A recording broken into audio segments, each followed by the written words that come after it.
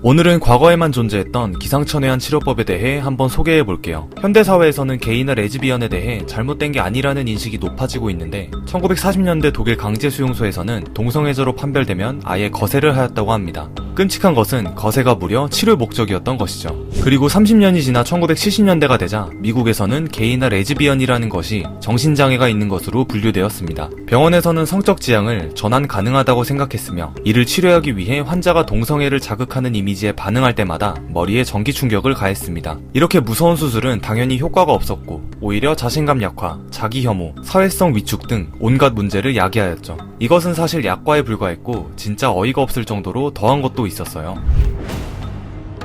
최근에는 코로나19로 분위기도 어수선한데 과거에는 정말 사람 살리려고 갖가지 방법이 총동원됐어요. 진짜 자료조사하면서도 별의별 실험이 다 있었구나라는 생각이 들 정도니까요. 우선 뇌를 개조했다는 정신치료법 먼저 볼게요. 과거의 정신병원은 현대에선 상상도 할 수 없는 기괴하고 충격적인 행위들이 치료라는 명목하에 이루어졌어요. 그때는 정신병이 심리적인 마음의 병이라고 생각하기보다는 뇌 일부의 문제로 생긴 신체적인 병이라는 인식이 강했기 때문에 의사들은 정신병이 있는 사람들을 비인간적으로 대하는 경우가 대부분이었죠. 이러한 잘못된 인식은 환자들을 치료하는 방법에서도 볼 수 있는데요. 대표적인 예로 20세기에 가장 인기가 많았던 치료법인 뇌엽 전리술이 있습니다. 정신병을 마음의 병으로 인식할 수 없었던 20세기에는 이 정신병을 치료하기 위해 문제를 발생시키는 뇌의 일부분을 절제했다는 것이죠. 뇌엽 전리술은 1889년 정신과 의사였던 고틀리프 브루크하르트라는 사람이 처음 만들어서 시행하였으나 결과가 좋지 않아 중단되었습니다. 하지만 뇌엽 전리술은 20세기 초에 두 가지 사건으로 인해 또다시 떠오르기 시작하죠. 바로 침팬지 실험과 사람 20명의 단체 실험인데요. 예일대학교 존 풀던이라는 박사가 이 수술을 통해 난폭한 침팬지의 폭력성이 줄어들었다는 성공적인 결과를 내면서 뇌엽 전리술은 다시 거론되기 시작하였는데 심지어 이때 포르투갈의 한 신경외과 의사 모니스 또한 20명의 사람을 대상으로 성공적인 실험을 하게 돼요. 이 실험으로 모니스는 노벨 의학상까지 받게 되는데 사실 수술 후유증은 전혀 언급하지 않았고 오직 폭력성이 줄어들었다는 결과에만 초점을 맞춰 보고하였죠. 정말 끔찍한 것은 지금부터예요. 침팬지와 20명의 단체 실험은 또 다른 의사들에게 영감을 주기 시작했는데 조지 워싱턴 신경정신과 의사 월터 프리먼이 이러한 연구 보고를 바탕으로 정신병동의 환자들에게 실험을 하게 됩니다. 그 실험 과정을 보자면 환자의 안구를 입구로 하여 자신이 만든 얼음 송곳을 삽입한 다음 휘저어서 전두엽을 절제하는 것이었죠. 이 끔찍한 수술은 마취를 하지 않고 오로지 사람을 기절시킨 후 진행되었는데 전기 충격으로 기절시키거나 사람을 발가벗긴 후 기절할 때까지 얼음물에 담궈버리죠. 그들은 환자의 고통은 안중에도 없었고 오로지 실험에만 집중하였습니다. 하지만 이러한 끔찍한 과정과는 달리 전신마취가 필요 없는 획기적인 수술이라는 소문이 돌아 당시 사람들에게 더욱 각광받게 됩니다. 심지어 프리먼도 모니스의 뒤를 이어 노벨 의학상을 받게 되죠. 하지만 높아진 명성과는 반대로 내부적으로는 말할 수 없는 비밀들이 존재했어요. 수술을 하는 도중 환자가 사망하거나 만약 생존하더라도 심각한 후유증으로 결국 사망하게 되는 경우가 많았고요. 수술 후 환자의 상태가 더욱 악화되어 신변 처리가 불가능하거나 정신 연령이 유아 수준으로 떨어지고 반대로 폭력성이 증가하여 다른 사람을 살인하기에까지 이르는 등 많은 부작용이 발생하였죠. 점점 사람들이 수술에 대해 의문을 품기 시작하던 찰나에 정신질환자를 위한 약물이 등장하였고 사람들은 더 이상 뇌엽 전리술을 받을 필요가 없게 되면서 이 치료법도 사라져갔습니다. 그리고 1967년 이 수술은 완전히 금지가 되죠. 이제 중세시대의 불임치료로 넘어가 볼게요. 현재는 불임치료하면 인공수정, 과배란 유도, 시험관 아기 시술 등이 있지만 그 당시에는 불임치료로 고양이의 마약간식이라는 캣닙과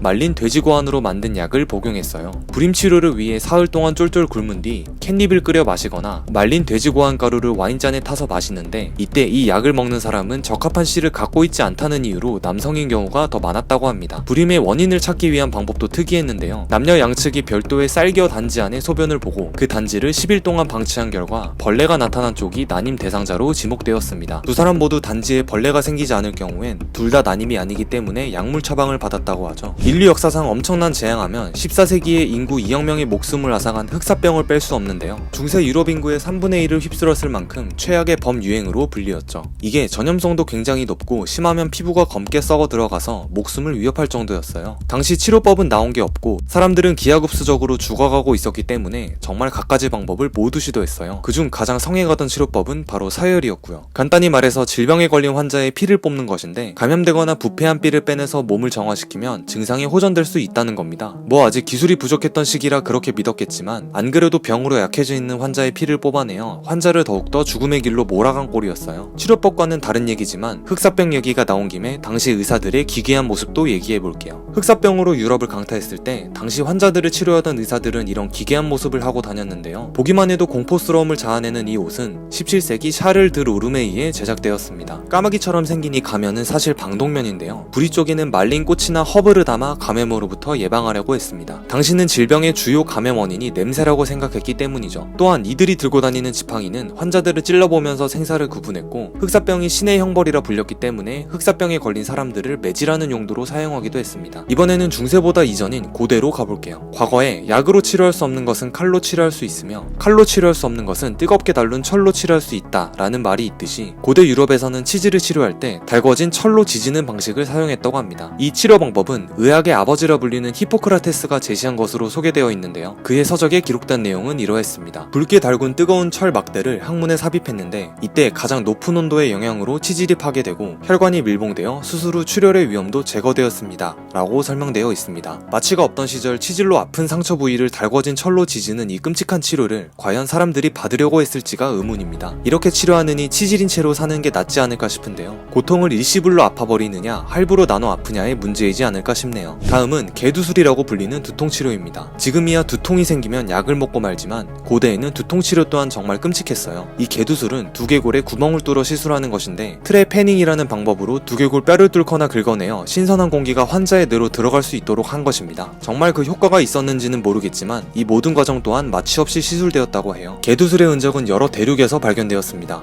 이집트 미이라, 고대 페루인, 유럽인 등의 두개골에서도 발견되었을 뿐만 아니라 개두술로 의심되는 신석기 시대 두개골도 발견되어 꽤 오래전부터 개두술이 시행돼 왔던 것을 알 수 있죠. 인류학자들에 의하면 고대 페루의 경우 개두술이 무려 1000번 이상 행해졌다고 합니다. 그 결과 또한 매우 흥미롭지 않을 수 없는데요. 의학적 도구와 기술이 발달되지 않았던 시절인 것에 비해 50%라는 꽤 높은 생존율이 나타났다고 합니다. 마지막으로 수은 치료법을 볼게요. 우선 수은이라는 물질은 뇌 손상, 마비, 선망 등을 일으켜 사망에 이르게 하는 신체에 굉장히 위험하고 유해한 물질이라고 잘 알려져 있어요. 심지어 이 물질이 중금속이라 중독을 발생시키기도 하는데 이렇게 사람에게 치명적인 수은이 한때는 보편적인 약으로 사용되던 시절이 있었다고 합니다. 매독부터 결핵, 우울증 및 편두통에 이르기까지 과거 수은은 거의 모든 질병에 가장 효과적인 약으로 채택되었죠. 욕조에 수은을 가득 채우고 뜨겁게 만든 수은탕에 사람이 들어갔다 나오게 하거나 수은을 그냥 삼키도록 했는데 실제로 수은이 매독균을 죽여 효과는 있었다고 해요. 하지만 문제는 그에 따른 수은 중독이라는 부작용인데요. 환자는 치료 도중 입안에서 1.5리터에 가까운 침을 쏟아내는데 침의 분비를 조금이라도 줄이기 위해 머리에 뜨거운 다리미를 올려놓기도 했으며 치료 기간 중에는 입안에서 쇳내가 심하게 뿜어져 나와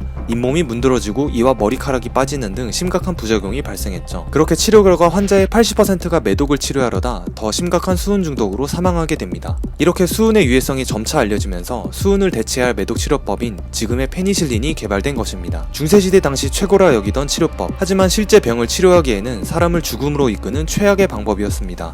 오늘의 영상은 여기까지입니다.